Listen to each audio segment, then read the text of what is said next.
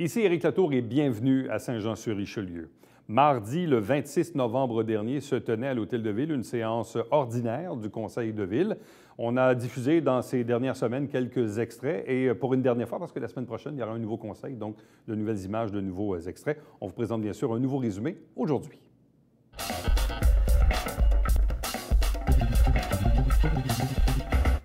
Madame Lantier, allez-y. Bonsoir, Monsieur le maire, Mesdames, Messieurs les conseillers. Joanne Lantier, Chemin des Patriotes Est, secteur Saint-Athanas, porte-parole du Comité pour les infras. La Ville, en réponse à notre requête collective, prolongement des services municipaux d'Aqueduc et d'Égo sur Chemin des Patriotes Est et diverses rues, avait écrit « Toutefois, nous demeurons à l'affût de tout éventuel programme de subvention qui deviendrait disponible et qui permettrait de rendre possible le projet.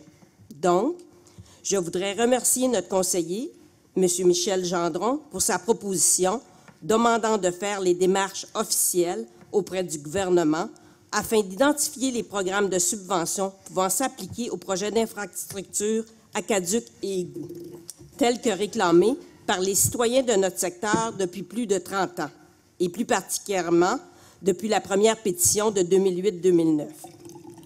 Un réseau d'aqueducs et d'égouts sur le chemin des Patriotes permettra de conserver des berges en santé, d'améliorer la qualité de l'eau de la rivière, qui est un patrimoine riche pour Saint-Jean, non seulement pour les habitants du secteur d'Iberville, mais aussi pour les piétons et le cycliste qui déambulent sur la bande du canal, pour les embarcations et bateaux de plaisance, et surtout pour les poissons, dont le chevalier cuivré est une espèce protégée, et la vie marine qui vit sous l'eau. Ceci profitera à tous les Jouanais. Cela sera un premier pas pour l'importance de protéger et mettre en valeur cette richesse collective que constitue notre rivière. Nous sommes heureux que la Ville demande l'aide de ses députés qui pourront faire un travail de recherche active sur les programmes disponibles et dire quel est ou quels sont les meilleurs programmes pour nous. Moi, Joanne Lantier, je me permets en tant que porte-parole de dire que les citoyens ne cherchent pas une gratuité, mais veulent payer leur juste part des infrastructures. Maintenant, ma question, pouvez-vous nous tenir au courant de l'évolution de la demande faite par M. Gendron et des informations aux citoyens? Tout à fait. On peut prendre cet engagement-là, je pense, sans problème. Merci. Merci, Mme Lantier.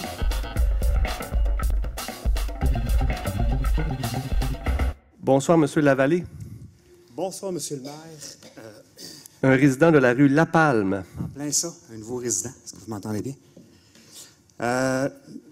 Avant de commencer, j'aurais une suggestion amicale à vous faire. Allez-y. Ça n'a pas de sens de mettre la période de questions. C'est la première fois que je viens ici. À la fin? À la fin. C'est un supplice, là. C'est le chapelet de résolution, là. 3 heures de supplice, là. Je pense qu'il y a bien des gens ici dans la salle qui ont d'autres choses à faire que d'écouter des résolutions, à moins qu'ils aient un intérêt pour les résolutions, évidemment.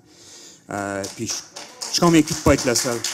Monsieur Lapalme, je vous remercie pour votre suggestion. À notre arrivée, le règlement prévoyait justement 2 périodes de questions, une période au début puis une à la fin. Et des collègues ici, étant tannés d'entendre les citoyens, ont pensé que si on mettait tout à la fin, on aurait moins à entendre les citoyens. Donc, on a modifié le règlement interne pour venir retirer une des périodes. OK, c'est la première fois que je viens ici, puis je crois comprendre qu'il y a une scission, mais je n'ai pas l'intention de m'intégrer à ça. Vous comprenez, moi, les questions que je veux soulever ce soir ne touchent pas à ça. Donc, je suis membre du comité de travail pour la conservation des derniers boisés de l'île de Sainte-Thérèse. Le 28 octobre dernier, plusieurs d'entre vous sont venus rencontrer les citoyens de l'île Sainte-Thérèse dans le cadre de consultation publique sur l'avenir des derniers boisés de l'île. D'ailleurs, on est très reconnaissant pour les gens qui sont déplacés. Sur place, il y avait environ 80 citoyens qui ont exprimé avec passion et à l'unanimité leur volonté, leur désir que les derniers boisés de l'île soient conservés. Comme vous le savez, il y a un avis de réserve sur 4 lots de la Pinède qui a été déposé le 2 octobre dernier. Donc, j'ai des questions pour lesquelles les réponses seraient appréciées. La première question, considérant que l'avis de réserve n'empêche pas une hausse de la valeur au rôle des 4 lots de la Pinède, Est-ce qu'il est possible, Monsieur le maire, de demander aux membres du conseil, en particulier les élus qui ont voté pour l'avis de réserve, s'ils sont en faveur de l'acquisition de ces 4 lots le plus rapidement possible et ainsi éviter des coûts additionnels? Monsieur Gendron, les citoyens de l'île qui étaient présents, le 28 étaient favorables à aider les citoyens de Saint-Athanas quant au problème d'approvisionnement en eau. Je pense qu'il y a une question, le projet de préservation est au bénéfice de l'ensemble des Joannais. Je suis d'accord avec vous, puis moi, j'appuierais volontiers une telle proposition, mais peut-être je donnerai la parole à Marilyn Charbonneau, la conseillère du secteur. Oui, bien effectivement, je pense que c'est une proposition qui est juste. C'est des lots en ce moment qui ne sont pas à l'abri de la spéculation des prix non plus. Ça a un patrimoine, on le sait, patrimoine paysager, ça a une valeur aussi écologique. Et en ce sens, moi, je suis entièrement d'accord avec votre résolution. Puis il y a plusieurs personnes, je pense, qui étaient quand même en faveur de la conservation de la pinède. Probablement que j'ai d'autres collègues qui seraient prêts à faire ce pas-là maintenant. Je les laisserai eux-mêmes se prononcer. Moi, je vais me prononcer. Monsieur le maire, j'étais présent. J'étais présent. Je vais maintenir le même discours que j'ai tenu lors de cette rencontre. Donc, je vous ai interpellé sur le sujet, les membres qui étaient présents, les citoyens qui étaient présents. Moi, ce que j'ai énoncé à ce moment-là, c'est qu'on était peut-être rendu à faire une phase 3 du plan de conservation. Pour moi, il est hors de question que la pinède soit un élément isolé. Il faut que la pinède fasse partie d'une phase 3 d'un plan de conservation, qu'on sache combien ça coûte et qui va payer. J'ai posé une question à brûle-pourpoint comme ça. Les citoyens de l'île Sainte-Thérèse semblaient être volontaires pour payer un peu plus si c'était à côté de chez eux. On n'a pas fait le débat encore. C'est un débat que le Conseil va devoir faire parce que c'est encore plusieurs millions de dollars. Juste la pinède, on parle de 2 millions de dollars. C'est tout de même beaucoup d'argent. Okay? Alors, moi, pour 4 terrains. Moi, ce que je dis, c'est qu'il faut faire le débat dans l'ensemble du Conseil et notre service de l'urbanisme est déjà en train de faire les travaux pour nous faire une évaluation de toutes les zones boisées sujettes à conservation qui restent, pour faire un rapport au Conseil. On verra combien ça coûte, puis on mettra de l'avant, s'il y a lieu, un plan d'achat ou un plan de taxation qui devra se faire pour répondre à ces préoccupations-là. Monsieur Berthelot, vous me permettez d'y aller avec la deuxième question qui est en droite ligne avec ce que vous dites. Advenant une nouvelle consultation publique pour un 3e plan de conservation à Saint-Jean, est-ce qu'il est possible, Monsieur le maire, de demander aux élus s'ils s'engagent à ce que les derniers boisés restants sur l'île Sainte-Thérèse fassent partie intégrante de la dite consultation publique? Autrement dit, si l'ensemble des Joannais vont être consultés sur la conservation des lieux afin que tous puissent en bénéficier, notamment les citoyens ayant moins accès à des espaces verts sur le territoire, comme ceux, par exemple, qui proviennent du centre-ville. Parfait, tout à fait. On peut, je pense, prendre cet engagement-là. Comme vous savez, il en reste pratiquement plus des milieux naturels sur le territoire de la ville de Saint-Jean. Donc, évidemment, le boisé de la Pinède, le boisé de l'île Sainte-Thérèse, qui est un de nos derniers qui nous reste, mérite qu'on s'y attarde, mérite qu'on le conserve. Vous me permettez, j'étais présent. Oui, rapidement. Peut-être à votre mot de table. Tantôt, là, on a déjà dépassé 5 minutes. Mot de table, j'aurais pas le temps. J'ai juste 3 minutes à mon mot de table. Rapidement. Nouveau règlement. Je suis entièrement d'accord avec ou sans la phase. Je pense que les boisés, c'est un bien collectif. J'étais présent quand il y a eu la consultation. J'ai entendu l'argument aussi de santé. Qui touche tout le monde, que ce soit dans votre coin, que ce soit dans notre coin, que ce soit à Saint-Athanas, que ce soit à Saint-Luc. Je pense que c'est important que tout le monde se mobilise pour conserver ce qui nous reste, parce qu'il n'en reste pas beaucoup. Puis de trouver par la suite les moyens de les financer. Merci. Mais merci beaucoup, Monsieur Lavallée.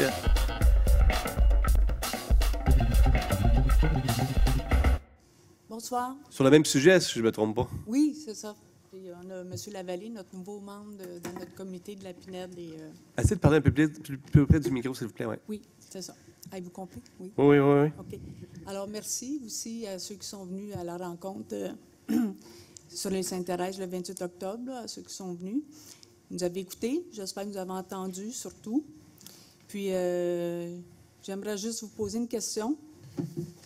S'il va y avoir un montant attribué pour la conservation de la Pinède et l'ancien camping, étant donné que vous avez adopté des prévisions budgétaires 2020 ce soir, la situation du dossier commence à être urgente.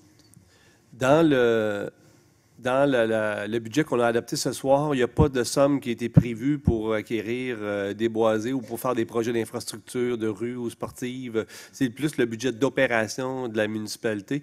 Donc, lorsqu'il y a des investissements à faire, comme l'acquisition de biens ou de territoires, ça se fait soit dans le cadre de notre plan triennal des mobilisations ou dans le cadre de notre programme notre plan de conservation, où on a une taxe spéciale puis des emprunts qui ont été réservés justement pour l'acquisition de boisés.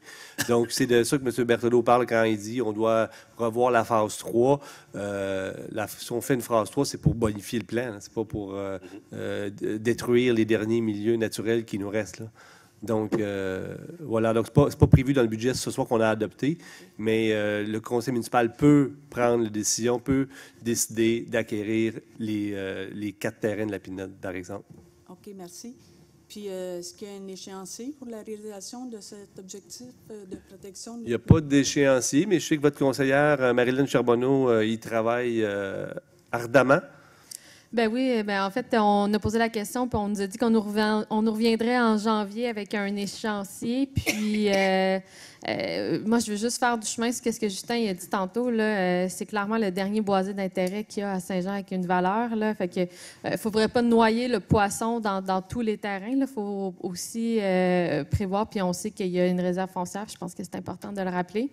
Puis, c'est au PTI qu'on pourrait allouer des sommes ou via le plan de conservation, est-ce qu'on pourrait réserver des sommes pour l'acquisition de ces terrains-là? Merci. Merci, Mme Brosseau.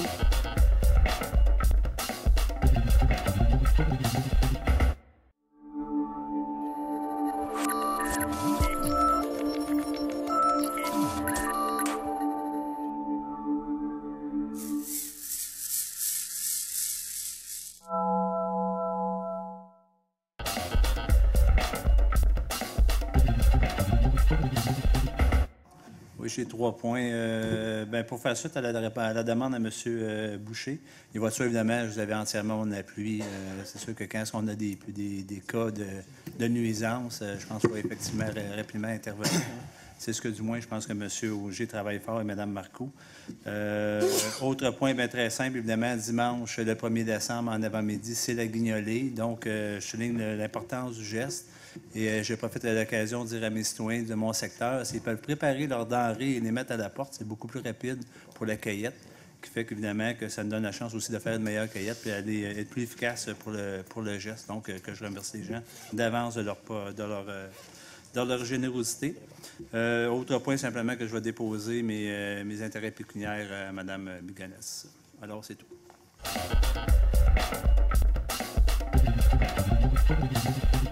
M. Berthelot. Oui, premier point, M. le maire, je souhaiterais, dans la résolution qu'on a faite sur DM Ressources, on a oublié peut-être une petite précision, que soit acheminée copie de la présente résolution aux députés de Saint-Jean à l'Assemblée nationale ainsi qu'au ministre de l'Environnement. Bon, c'est pas obligé d'être dans la résolution pour qu'on puisse le faire, donc on comprend que ça va être fait. OK? Très bien. Parfait. Parce qu'effectivement, DM Ressources, il n'y a pas grand-chose à dire. Je pense qu'on a perdu patience, on a perdu confiance. Puis je pense que c'est une première démarche en vue de tenter de relocaliser cette entreprise-là qui n'a plus sa place, je pense, dans le quartier. J'ai déposé aussi ma déclaration d'intérêt pécuniaire. Ça me ferait rire un peu quand j'entends des gens qui font référence au 1699 qui disent « Ah, moi, j'ai pas voté pour ça. C'est vous autres qui avez décidé ça. » Si on fonctionne comme ça, est-ce qu'on devrait tout enlever, tous les projets qui sont dans le triennal pour lesquels vous avez refusé d'adopter? Si on agit comme ça, ça finira plus.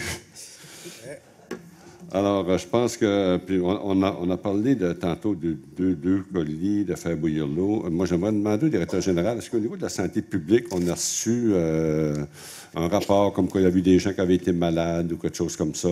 Absolument pas, 0 cas. OK, c'est bon à savoir. Ensuite de ça, M. le maire, tantôt, vous avez mentionné au début de l'Assemblée que si les gens ne nous appelaient pas M. le maire, ils étaient susceptibles d'avoir une amende. Alors, je tiens à vous préciser, M. le maire, que les amendes sont juste sujets aux articles 6 et 12. Et l'article auquel vous faites référence, c'est l'article 10. Donc, il ne peut pas y avoir d'amende dans ce cas-là. Je suis interpellé, je ne savais pas, je suis interpellé par, effectivement, M. Fontaine. Effectivement, lorsqu'on travaillait sur le budget lundi soir, on pensait tous que vous aviez une urgence extraordinaire pour quitter comme ça pendant près de 3 heures, alors que vous étiez vraiment au travail. Je veux dire, effectivement, on était tous un peu... on se posait la question, quelle urgence est ça qui arrive lorsqu'on a appris en quoi ça consistait. J'avoue que, effectivement, votre devoir était peut-être de rester à l'Hôtel de Ville pour travailler sur le budget. Moi, je n'en commenterai pas plus, mais je pense que le fait de se déplacer à la Cour municipale pour intervenir dans un dossier d'un de vos bénévoles, c'est pour le moins préoccupant plutôt que faire votre travail à l'Hôtel de Ville. Je pense que... j'ai déposé... Alors, ça va se terminer mes interventions pour ce soir. Merci beaucoup, M. Berthelot. Madame.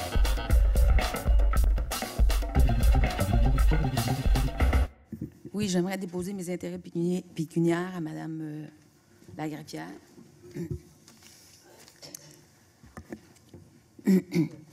Juste quelques petits points qui rejoignent tous quand même l'atmosphère de ce soir dans la salle. J'aimerais remercier en premier lieu Mme Lantier pour vos commentaires positifs.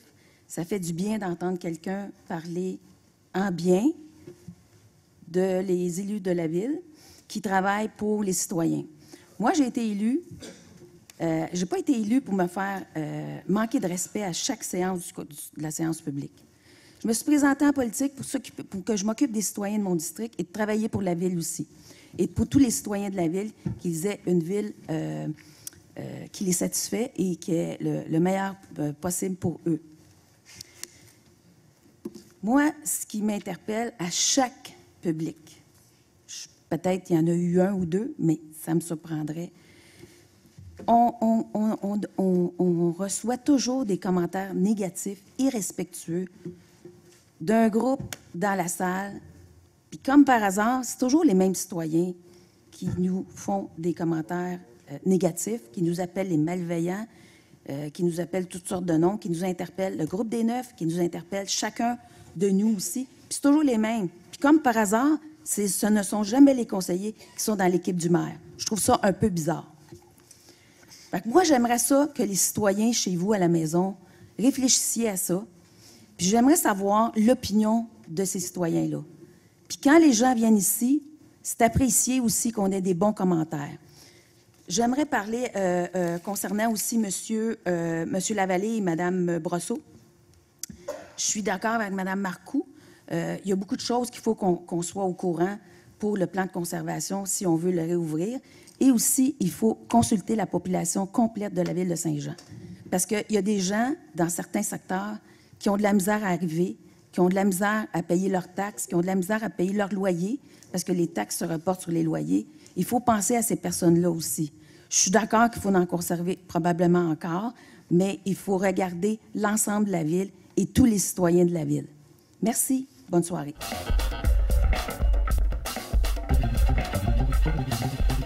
Madame Marilyn Charbonneau.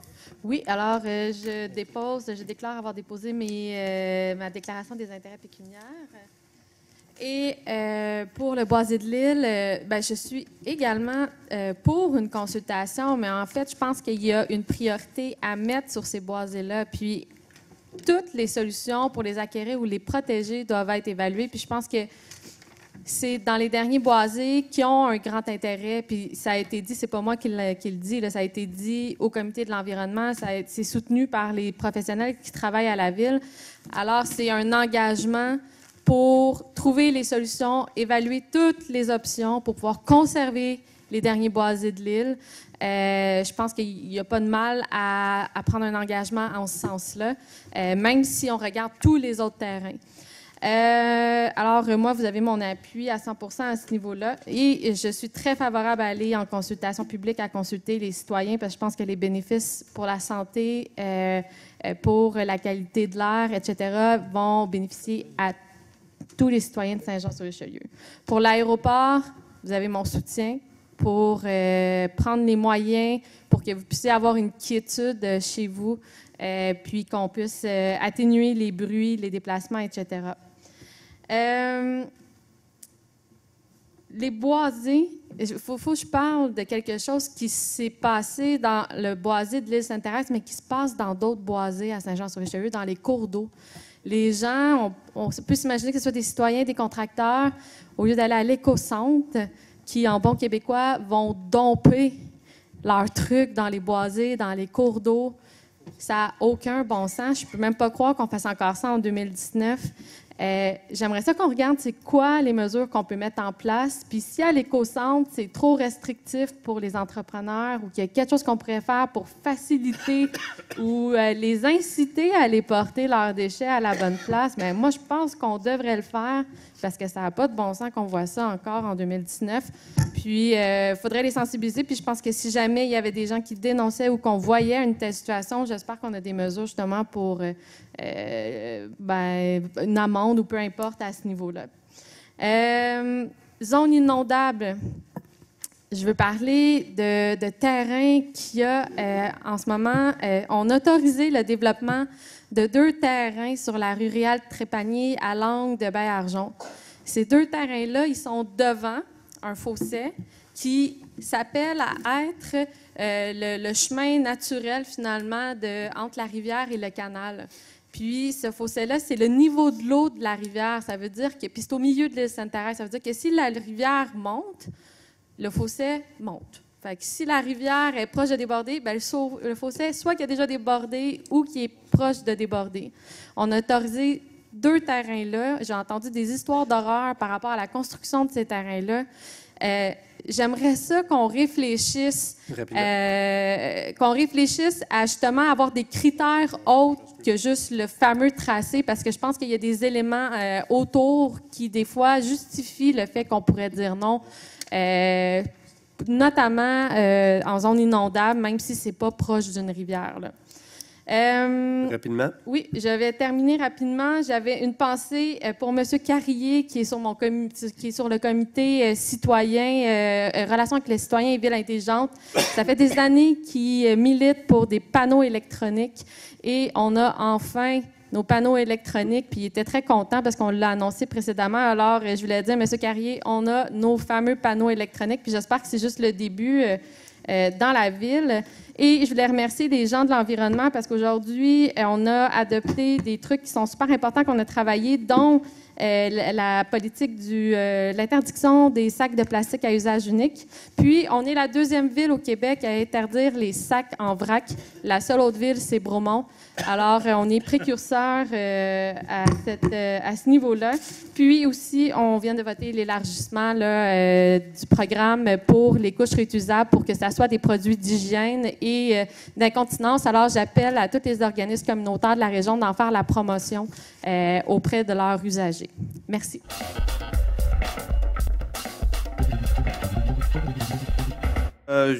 J'aimerais aussi déclarer que je viens de déposer ma déclaration d'intérêt pécuniaire.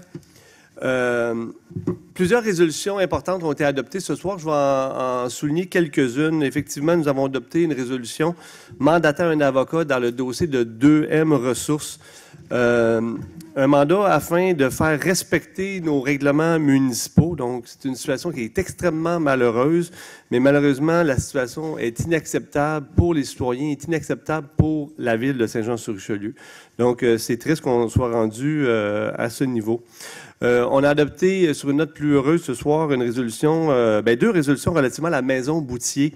Une résolution pour faire une offre d'achat et une résolution pour adopter une dérogation mineure. Donc, tout ça est lié. C'est en lien avec nos négociations avec le CI3S. Donc, ce soir, le dossier de la maison Boutier a franchi une étape supplémentaire et sur le voie de se régler. Donc, on a hâte que le bâton soit transféré et puis qu'on puisse entreprendre les travaux de restauration. Une décision importante qu'on a adoptée aujourd'hui à la réunion du budget là, en début de soirée, relativement à le déploiement du bac brun sur tout le territoire de la ville de Saint-Jean-sur-Richelieu. Donc, d'ici un an, vous verrez apparaître chez vous Bruno, qui est le bac brun qui va nous permettre de composter. Beaucoup de citoyens nous demandent ça semaine après semaine. Partout où on va, les gens nous demandent pour quand on passe au compost. Donc, c'est cette année. Donc, de l'information suivra de la part de Compo pour vous expliquer comment on fait, quels seront les impacts sur nos habitudes. Donc, c'est une décision importante qu'on a prise ce soir. Marilyn vient tout juste d'en mentionner. On a aussi adopté ce soir un avis de motion pour le règlement pour interdire les sacs de plastique. Donc, un autre pas dans la bonne direction. La PINED, évidemment, j'étais présent à la consultation il y a 2 semaines. Une belle mobilisation. Ce qu'on a entendu là c'est le même message que nous avions entendu jadis lorsqu'on faisait des consultations sur le plan de conservation. Il ne nous reste plus de milieu naturel, il ne nous reste plus de boisés. Il faut protéger nos derniers boisés d'intérêt. Donc, j'aimerais remercier, moi, les citoyens qui se sont mobilisés pour informer leurs voisins. Et des citoyens qui se mobilisent pour la qualité de vie de notre ville, finalement. Donc, merci pour votre implication. Deux derniers petits points. C'est ce vendredi que débute l'opération Nez Rouge à Saint-Jean-sur-Richelieu, donc ce vendredi 29 novembre. J'en profite pour inviter tous les citoyens de Saint-Jean à être prudents pour le temps des fêtes qui débute. On a beaucoup de 5 à 7, beaucoup de parties. Donc, si vous prenez la boisson, soyez prudents, faites appel à Nez Rouge. Et je vous informe que moi-même, je serai bénévole vendredi 13 décembre. Donc, j'espère que ça va nous porter chance. Donc, si vous avez le 13, si vous faites appel à Nez Rouge, peut-être que vous tomberez sur l'équipe du maire. Et j'en profite pour inviter tous les citoyens qui aimeraient aller donner un peu de temps, d'aller faire du bénévolat pour Opération Nez Rouge. Je vous le dis, je le fais à chaque année. C'est une soirée vraiment intéressante. C'est toujours une belle soirée. On fait plein de belles rencontres. Donc, allez-y. C'est une bonne cause, puis c'est vraiment agréable. Et en terminant, j'aimerais aussi inviter tous les citoyens de Saint-Jean à être très généreux pour la guignolée qui se déroulera partout dans la municipalité ce dimanche. Sur ce, je vous souhaite une bonne soirée.